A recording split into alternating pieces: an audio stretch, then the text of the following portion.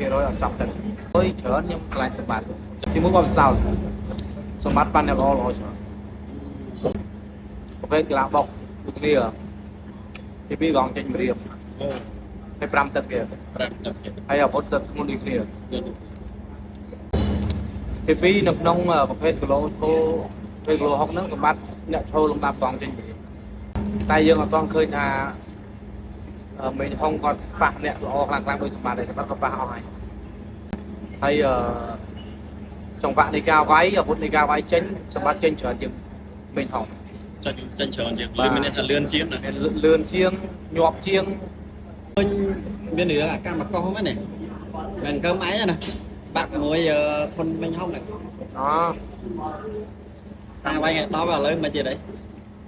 លើលឺថារំសាយទៀតរំសាយ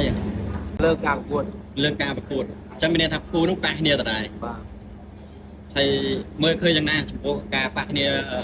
រវាងថាអ្នកលេងកដាប់ដៃទាំងពីរមុនប៉ះគ្នាល្អមើលបាទមើលទៅចាប់ទឹកគេរយអត់ចាប់ទឹកអត់ចាប់ទឹកតែញយណាគេរយអត់ចាប់ទឹកច្រើនគេចាប់ទឹកមើលជួយសម្រាយអីទី1ប្រភេទកីឡាបុកដូចគ្នាទីពីរកងចេញម្រាមហើយ5ទឹកទៀតហើយអាវុធទឹកធ្ងន់ដូចគ្នាបើទៅភាគរយថាខាងណាឃើញមិនគិតទៅបើសិនជាស្រឡាញ់ដល់ឲ្យភាគរយច្រើនខ្ញុំខ្លាចសម្បត្តិហេតុផលឯងមិនស្រឡាញ់សម្បត្តិទីមួយក៏សោតសម្បត្តិប៉ាន់អ្នកល្អល្អច្រើនទីពីរនៅក្នុងប្រភេទគីឡូឈោពេលគីឡូ60ហ្នឹងសម្បត្តិអ្នកឈោលំដាប់កងចេញណា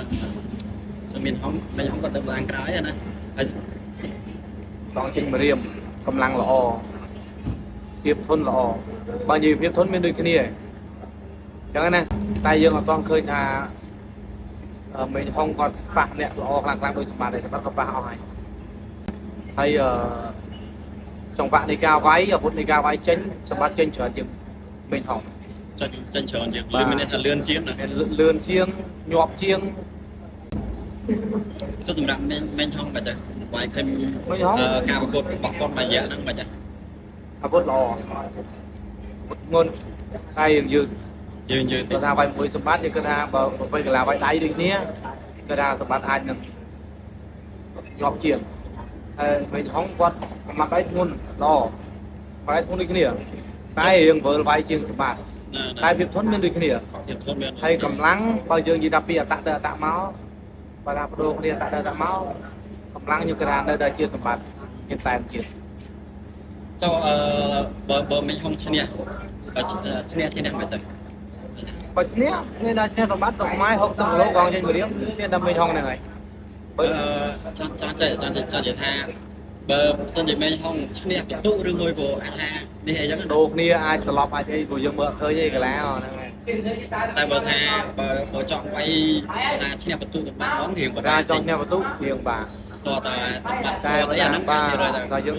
ដូរដៃគ្នាម៉ាំងទៅម៉ាំងមកដៃខ្លួនដូចគ្នាម៉ាំងក្រឹបអីអាហ្នឹងយើងមើលឃើញឯកីឡាតែគាត់ថាបើយើងនិយាយពីចិត្តស្រឡាញ់តែក៏យើងមិនប្រកាសថា